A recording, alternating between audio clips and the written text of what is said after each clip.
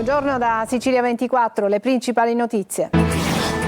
Omicidio di Paolo Taormina, Palermo si mobilita, fiaccolata nel quartiere Bonagie, stasera movida alternativa davanti alla chiesa dello Zen con preghiere e riflessioni. L'assassino Gaetano Maranzano non potrà avere più contatti con la figlioletta mentre il suo legale rinuncia alla sua difesa.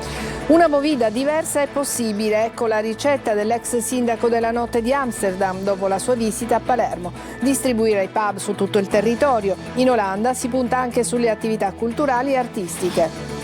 Fiaccolata a Canicattini per dire no alla violenza, ancora in gravi condizioni Carola, la donna coltellata all'ex compagno. Interrogato al GIP, l'uomo sostiene di non ricordare i dettagli dell'aggressione. Mobilità insostenibile a Catania, le nostre telecamere nella pista ciclabile di Librino. Il tracciato ricoperto di vegetazione attraversa persino una maxi discarica. A Monte Sant'Angelo di Licata, nell'Agrigentino, riprendono gli scavi nell'antica Finziade, l'ultima città fondata dai Greci in Sicilia, e riaffiora il passato produttivo del sito.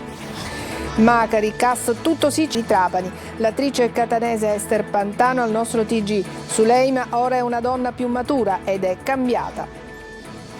Calcio, obiettivo sorpasso per il Palermo che punta al primo posto in classifica. Domani al Barbera la super sfida sarà con il Modena. Serie C, domani il Catania affronterà la capolista salernitana con la voglia di ridurre il distacco dalla vetta. Massimino verso il tutto esaurito. Toscano, occorre la giusta lucidità. Impegni in trasferta per Siracusa e Trapani.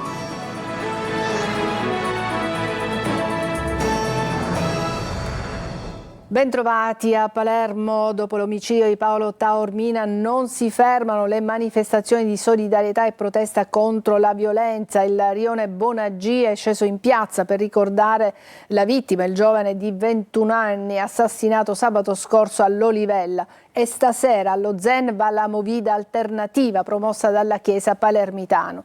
Sul fronte delle indagini è caccia ai complici di Maranzano, mentre l'avvocato difensore rinuncia all'incarico. Manlio Viola.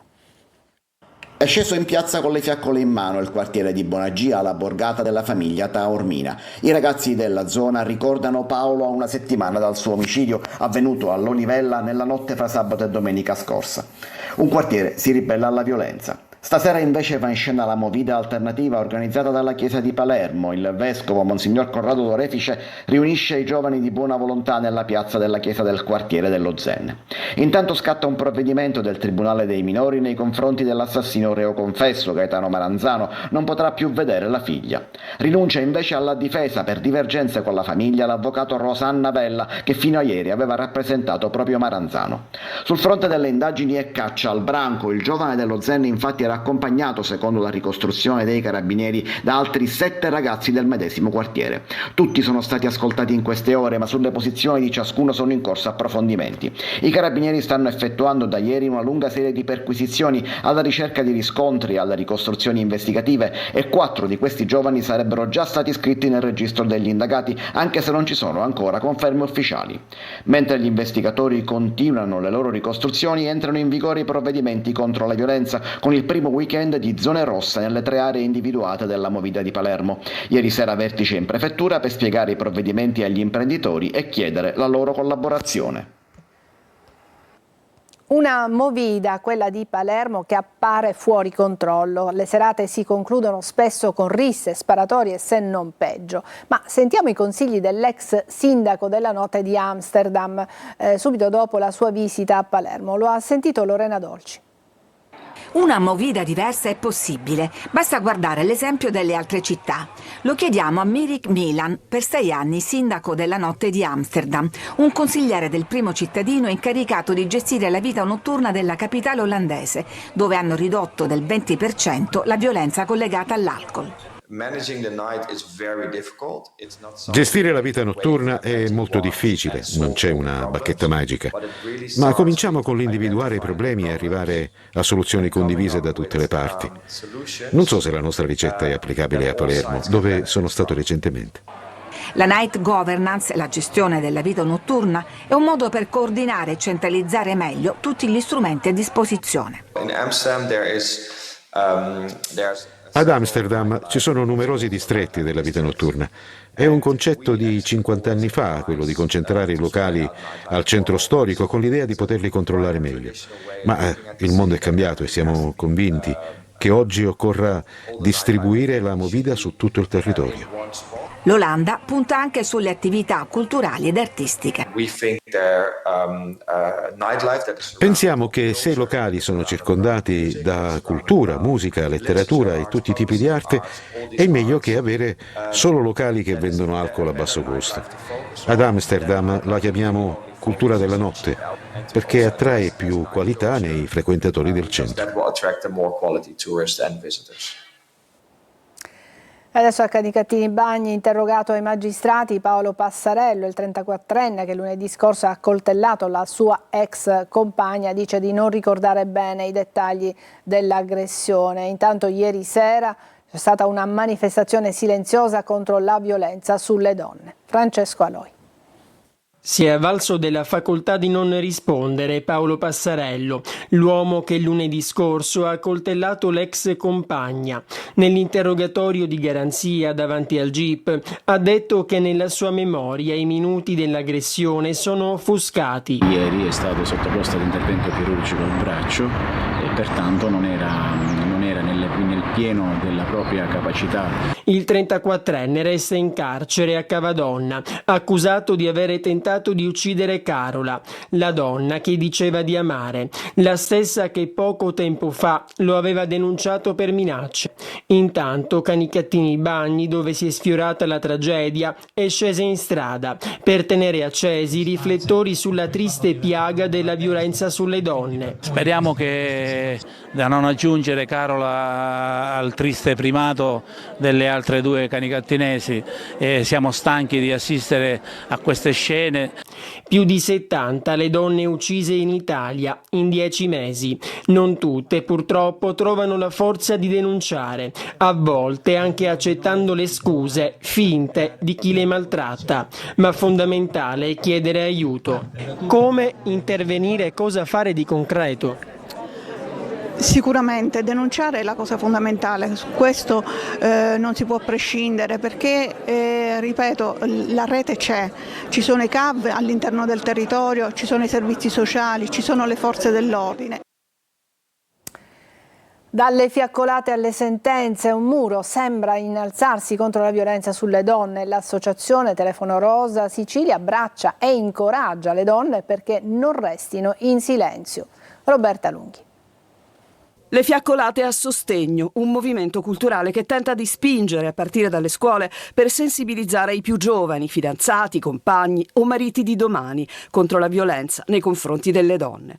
E poi ci sono le sentenze che rafforzano il concetto che denunciare e parlare è fondamentale, come quella del Tribunale di Catania che ha inflitto 16 anni al santone Pietro Capuana, 79 anni, accusato di abusi sessuali su minorenni che, secondo la procura etnea, sono stati consumati in una comunità di ispirazione cattolica. Gli imputati dovranno anche risarcire le 14 parti civili e tra queste l'associazione antiviolenza Telefono Rosa Sicilia. Il massimo della pena inflitta agli imputati rappresenta non soltanto un riconoscimento per le vittime che hanno avuto il coraggio di raccontare l'indicibile, ma anche per tutte quelle ragazze e quelle donne che in silenzio continuano a subire violenze, soprusi e manipolazioni. Per l'associazione antiviolenza ogni provento serve a rafforzare la sua rete di assistenza alle donne. Vogliamo rinnovare la nostra vicinanza a tutte quelle donne il cui coraggio e la cui determinazione sono state essenziali per il raggiungimento di questo risultato. Con questa sentenza vincono la verità e la giustizia e soprattutto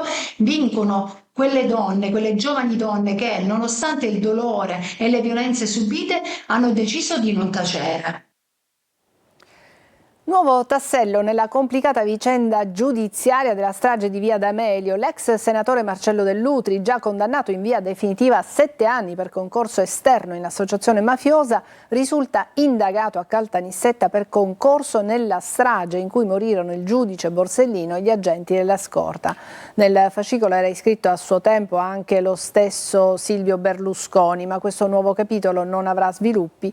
Dall'agosto del 2024 i termini dell'indagine sono scaduti, la procura quindi non può più indagare e secondo quanto si è appreso si avvia a chiedere l'archiviazione.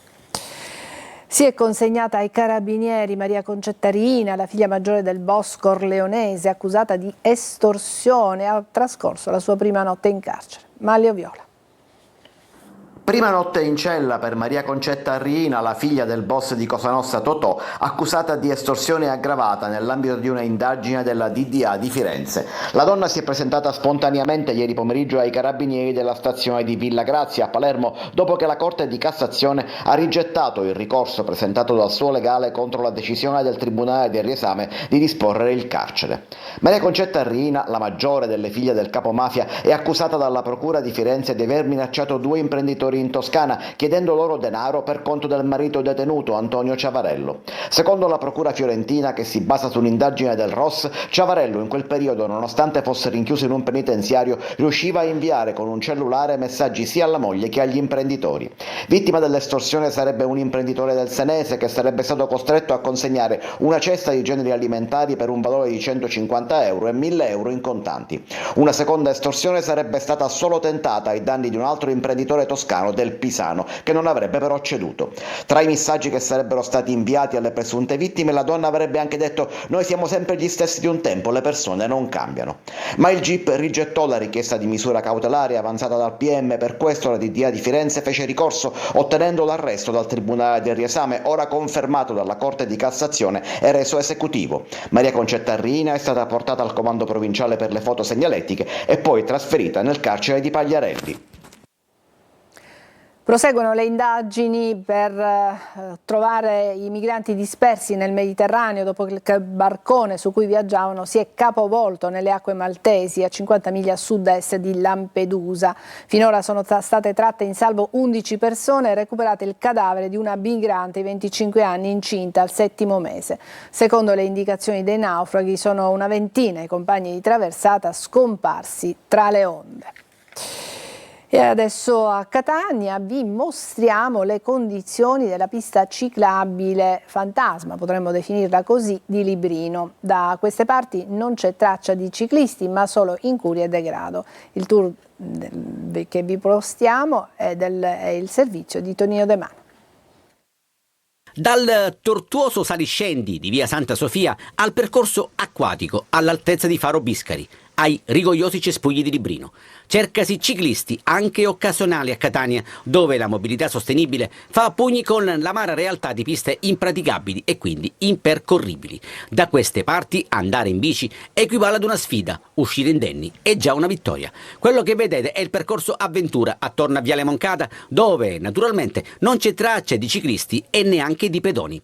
Marciapiedi ricoperti di vegetazione spontanea, percorso ciclabile pieno di ostacoli, in curva manca un tombino, al suo posto un copertone, ed utilizzato solo da chi viene qui a scaricare rifiuti di ogni tipo. Sotto il ponte che porta agli orti urbani di Librino si assiste ad un tracciato horror con una maxi discarica di pneumatici, sanitari e spazzatura. I segni a terra non sono di bici, ma di auto e furgoni che arrivano, scaricano e se ne vanno. Non le manda a dire il consigliere del 6° municipio Iannone, che sollecita interventi urgenti di pulizia e di sorveglianza. I ciclisti non si vedono perché la pista è impercorribile, sterpaglie, erba spontanea, tutti interventi che l'amministrazione non ha mai fatto. Queste tra l'altro non sono state mai inaugurate e consegnate e per questo motivo non è possibile creare un piano di manutenzione ordinaria. Sono state spese decine di migliaia di euro per la realizzazione di queste piste ciclabili e probabilmente ce ne vorranno altrettanti per ripristinarle. A Librino la pista c'è, il parcheggio per le bici pure, ma mancano i protagonisti, i ciclisti, anche occasionali. Adesso una breve pausa, poi parleremo di nuovi scavi che sono stati effettuati nell'Agrigentino e della fiction Macari che torna in TV. A tra poco.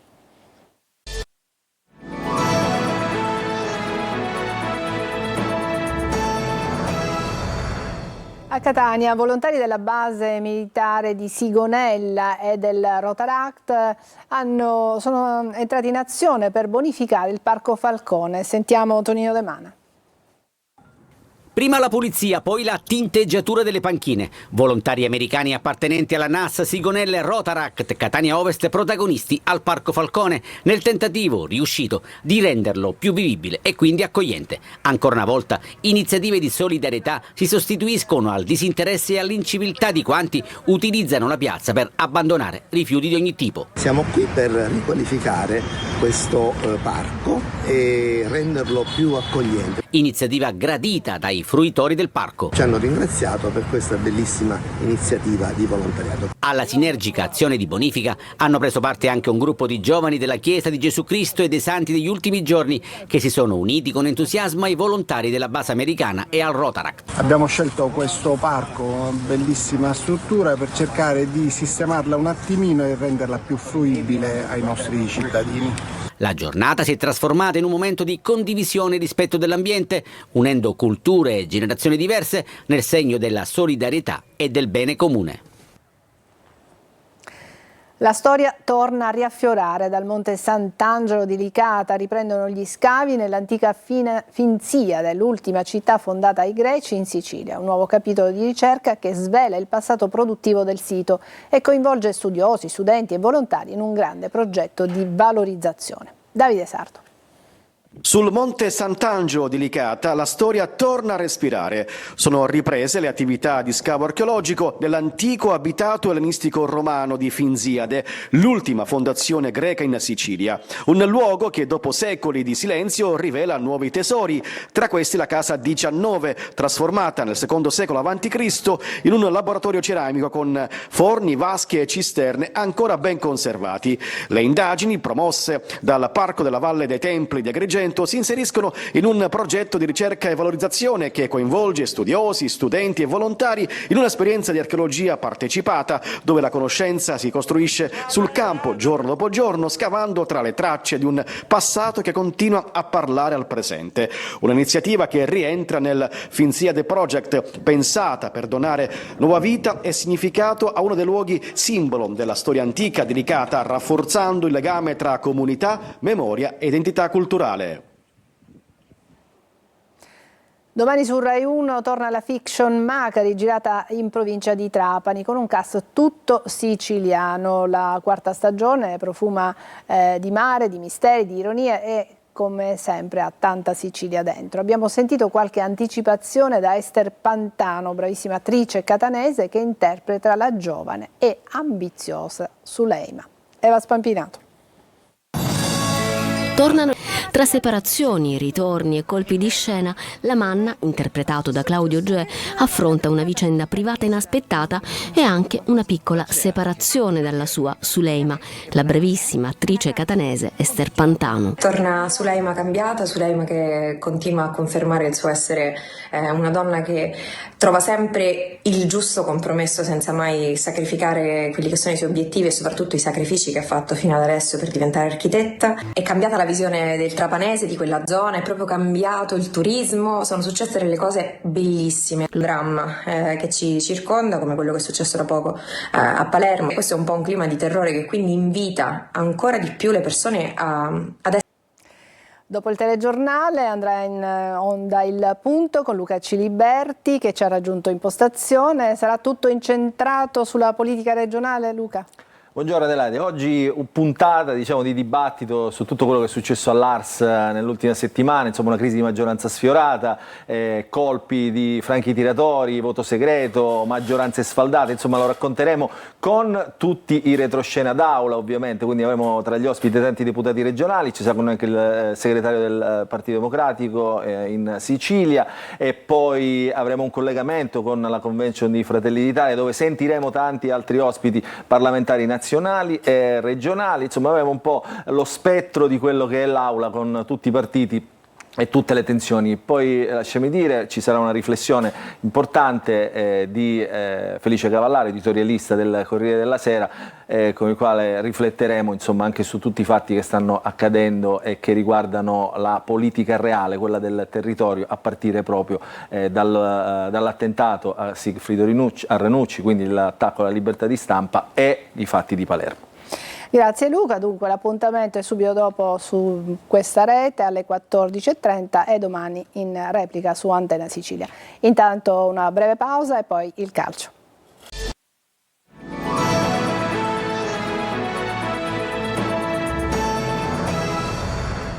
Eccoci al calcio, vigilia di campionato per il Palermo che dopo la sosta domani affronterà il Modena al Barbera. Obiettivo sorpasso, rosanero a caccia del primo posto. Marco Gullà. Sfida al vertice, sfida del gol, sfida che può dare un primo slancio verso il traguardo. Domani al Barbera, Palermo e Modena si giocano tanto, anche perché una vittoria potrebbe permettere ad entrambe di fare un ulteriore pieno di entusiasmo e fiducia. Il Renzo Barbera per l'occasione sarà tutto esaurito, non ci sono più biglietti disponibili, anche gli ultimi tagliandi a disposizione sono stati rapidamente venduti, probabilmente grazie alle previsioni meteorologiche che non prevedono più pioggia intensa come ipotizzato nei giorni precedenti. E sfida tra attaccanti, il modenese Gliozzi ha segnato 5 reti, mentre il rosanero Poyampalo ha realizzato 4 gol, decisivi e graffianti come pochi. Inzaghi però perde pezzi, dopo Bani che tornerà a metà novembre, si è fatto male anche Gyasi, l'ex Empoli ha accusato un risentimento muscolare durante un allenamento e dopo gli esami strumentali è stata riscontrata una lesione all'arto inferiore destro, tornerà anche lui tra circa un mese. Domani sulla tre quarti solito dubbio, Brunori sì o no? Ledo Aron e Palumbo però sono in grande forma e potrebbero partire dal primo minuto. A centrocampo sulla destra ci sarà Diachité al posto di Gyasi, Pierozzi arretrato in difesa assieme a Peda e Ceccaroni. Fischio d'inizio alle 15. In Serie C domani andrà di scena la sfida del Catania contro la Salernitana. Al Massimino arriva la capolista del campionato. Ai rossazzurri il compito di fermarla e accorciare le distanze col primo posto. Un solo dubbio in formazione. Poco fa ha parlato Mimmo Toscano che dice occorre la lucidità giusta. Francesco Triolo. Il big match della giornata, un duello che potrebbe estendersi al campionato. Basterebbero questi due elementi per rendere Catania-Salernitana al momento la partita delle partite. Difficile nasconderlo. In palio ci sono 3 punti pesantissimi. Ci siamo preparati bene, come ogni settimana. Abbiamo dato la stessa importanza delle altre partite, perché credo che una squadra che vuole fare un campionato ambizioso, un campionato di vertice, debba dare la stessa importanza ad ogni partita. Sul fronte formazione l'incognita principale riguarda Ciccerelli, fermatosi a Giuliano. Gli esami strumentali hanno scongiurato l'eventualità di lesioni muscolari, ma il giocatore non ha potuto allenarsi a pieno regime nei giorni scorsi. Non dovesse partire al primo minuto, il favorito per rilevarlo accanto a Lunetta è D'Ausilio. Pochi altri dubbi nel gruppo, rimasto privo di Raimo, fermato da un infortunio piuttosto serio in settimana. In difesa fiducia al terzetto formato da Ierardi, Di Gennaro e Pieraccini, così come a centrocampo Quaini va verso la conferma accanto a Di Tacchio con Casasole e Donnarumma sulle fasce. In avanti il titolare sarà forte con Caturano pronto ad entrare a partita in corso. Mi aspetto una partita molto tirata, sarà una partita molto mentale, molto nervosa. Noi ci dobbiamo arrivare con la lucidità giusta, la consapevolezza giusta, la personalità giusta. Giochiamo davanti al nostro pubblico, quindi è una cosa che dobbiamo sfruttare e alimentare durante i 90 minuti. Al Massimini ha annunciato il tutto esaurito per la gara di domani alle 14.30, sold out anche la tribuna A, qualche biglietto è disponibile solo in tribuna B e tribuna Elite. Doppio impegno in trasferta per le altre siciliane di Serie C. Il Siracusa giocherà domani alle 12.30 a Caserta, a seguire il Trapani a Caravaggio contro l'Atalanta Under 23. Sergio Colosi. Il Trapani per il definitivo rilancio, il Siracusa per l'ultima chiamata. Nessuna sentenza, ma il quadro sembra delinearsi. La prima a scendere in campo all'ora di pranzo domenicale sarà il Siracusa a Caserta in una trasferta complicata per la forza dell'avversario e i limiti degli azzurri. 8 sconfitte in 9 giornate segnano la linea di una sofferenza costante e di un organico non all'altezza del campionato. La svolta può arrivare contro la Casertana, oppure il cambio di rotta sarà conseguente e non più rinviabile in una piazza in aperta contestazione. Silenzio stampa, fiducia a termine a Marco Turati e dichiarazioni a parte, società pronta ad intervenire. In Campania ballottaggio tra i due portieri. Se Farroni non recupera, pronto Bonucci. Tornano i lituani Sciapola e Gudelevicius. In attacco confermato Molina. Il Trapani di Cava ha ripreso a correre, insegue l'alta classifica, dove però si viaggia a ritmi alti. La squadra di Aronica cerca conferme a Caravaggio contro l'Atalanta Under 23, rilanciata dal successo di Cosenza e penalizzazione esclusa, compagna di viaggio dei Granata con gli stessi 8 punti. È la seconda trasferta consecutiva per il Trapani, che migliora la condizione fisica generale degli ex infortunati. Fiducia alla squadra del turno precedente. In attacco con Fischenaller e Grandolfo potrebbe esserci Ciuferri. Ancora panchina per Salines e Carriero. È tutto per questa edizione di Sicilia 24. Grazie per averci seguito. Buon pomeriggio.